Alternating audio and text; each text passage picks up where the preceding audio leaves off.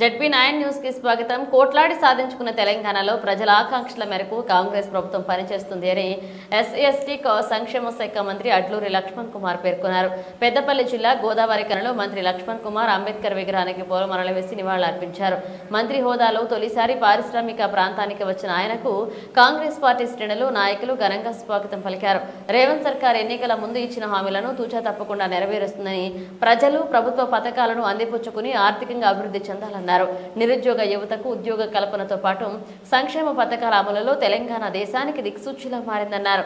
మంత్రినైనా తాను ఎప్పటికీ ప్రజల మనిషినేనని, ఎవరిని ఎలాంటి సమస్య ఉన్నా తనను నేరుగా సంప్రదించవచ్చన్నారు.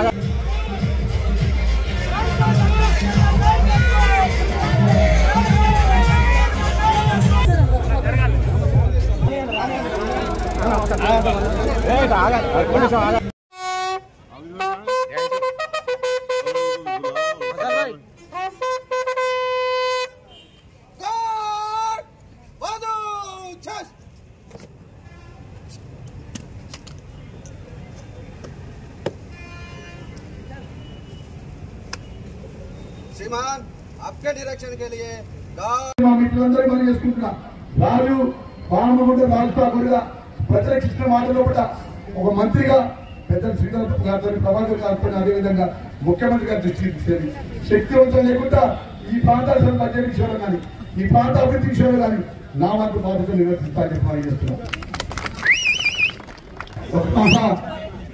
మా కాంగ్రెస్ పార్టీ కార్యకర్తలందరూ కూడా కాంగ్రెస్ పార్టీ కుటుంబ సభ్యులందరూ కూడా పనిచేసుకుంటున్నాం.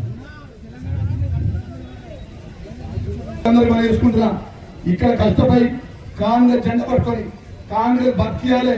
ఎన్ని 10 సంవత్సరాలుగా రాజరిక పరిపాలన చేస్తున్నటువంటి అప్పుడు మాజీ మంత్రిగా ఉన్నటువంటి నాయకత్వం కానీ మాజీ ముఖ్యమంత్రిగా కేసీఆర్ కానీ ఇక్కడ ఉన్న టీఆర్ఎస్ పార్టీ ప్రభుత్వం ఎవరైతే కార్యకర్తలు ఇబ్బందుల పాలైలో ఎవరైతే జెండాలు నమ్ముకుని కష్టపడే కార్యకర్తలు అందరూ కూడా కాంగ్రెస్ పార్టీ అండగా ఉంటుంది.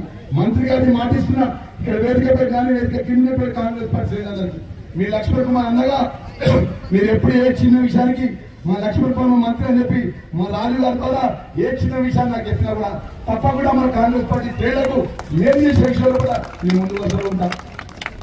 ఎందుకంటే మన రామగుంట మన గోదావరి కానీ మన బొగ్గుపని కార్మికుల విషయంలో కూడా కార్మికుల బిడ్డగా నాకు ఇక్కడ కష్టాలు తెలుసు, ఇబ్బందులు తెలుసు.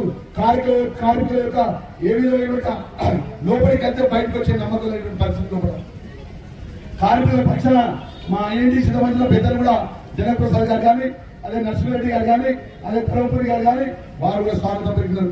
మా యువత కాంగ్రెస్ మిత్రులు, మా ఎన్ఎస్ఏ మిత్రులు, మా మహిళా సోదరి వాళ్ళు, మా చెల్లెళ్ళు, మా అక్కలు, ఇక్కడ మా కాంగ్రెస్ పార్టీ పెద్దలు, వేదిక పైనటువంటి కాంగ్రెస్ పార్టీ కుటుంబ సభ్యులందరూ కూడా పేరు పేరున, ఎందుకంటే నేను మిత్రులందరూ పని చేసుకుంటున్నా.